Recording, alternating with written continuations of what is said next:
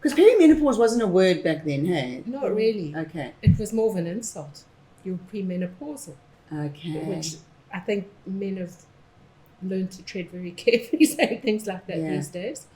And because you were a woman and your whole mindset for most women, you just accepted that you were the problem. And very often you weren't the problem. I have a theory that your generation, the women, are like concrete. You weren't allowed to feel like things were hard, and I think to a certain extent that's true. And I think that's bad. I think the fact that people talk openly about things like that now is so important. It empowers you and it stops you feeling there's something wrong with you, which I think is critical. Because I think that was a whole part of almost suppressing all the emotions that you should be going through. Yeah. And reaching out to other people, you know, and saying, I'm so angry about this, or I think this is wrong. Because you started thinking, maybe it's just me, maybe I'm intolerant. Yeah. And then you realize that you're actually not. Yeah. And I think that is such a huge step forward.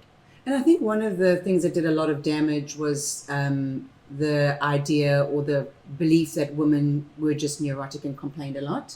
Yeah.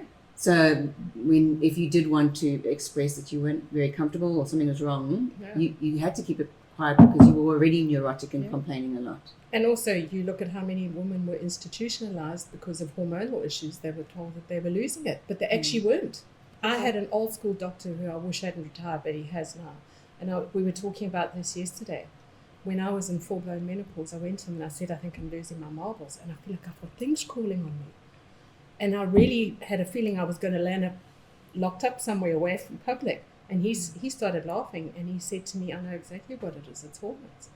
But he specialized in women's health. He started his whole career as a nurse, which I think put him in the front lines of actually dealing with people on a real basis before he became a doctor. And then he specialized in women's health. So whereas a younger doctor probably would have written it off or given me antidepressants or something like that, he knew exactly what it was. Amazing. And he put me on hormone replacements and I felt like a new person. Yeah. But I think of people probably 2 generations away from me, which is not that long, and what they would have gone through, and they would have been just put away.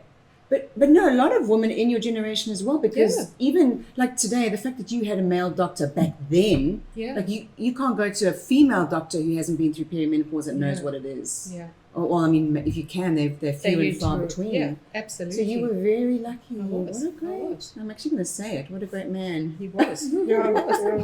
I think women need from an earlier age to actually realize that they have an opinion that's valid. I think when we're younger, we often dismiss ourselves and our own intuition. You know, where you won't say to you go to a doctor and he says, "Oh, it's a cold or it's flu or whatever," and you know it's not. But you think you can't question them. And in my generation, you grew up, you never questioned the police. You weren't allowed to have a credit card unless your husband signed for it. I mean, that's a generational curse, which is you're good enough to raise children on your own, and they survive. I think you've already got enough intuition to actually have an opinion on your own health. Do you still take HRT? Yeah, okay. I do. And I had very small breast cancer tumours at one stage. Oh. And I went to the breast specialist and he said, you've got to be off HRT. And I went back to my doctor, the same wonderful doctor. And I won't tell you what he said, but he said, you keep taking it. And I've never had a recurrence. Okay. And the thing I asked him, he said, so many women after 50 are the ones that land up with breast cancer tumours. And at that stage, your estrogen's already low. So if estrogen is such an aggravating component of it, why is it that the women where the estrogen levels are dropping are the ones that are getting the breast cancer? And I haven't had another issue with it. But it protects you from so many other aspects, from aging, from osteoporosis, heart disease, mood swings, heart disease, everything. Yeah. And I think also just learning to accept as you get older that everyone's going to get older. You're not going to look like you did when you're young. And just embrace it. And stop worrying about what you look like. Absolutely. It takes the fun away from life. It does. It really does. I think initially with menopause you get a stage where you're trying to fight it and you're trying to make sure no one else is noticing it. And then you get to a stage where everybody knows and you're at that age and you accept it and you're actually free. You know, there's a freedom that comes with getting older.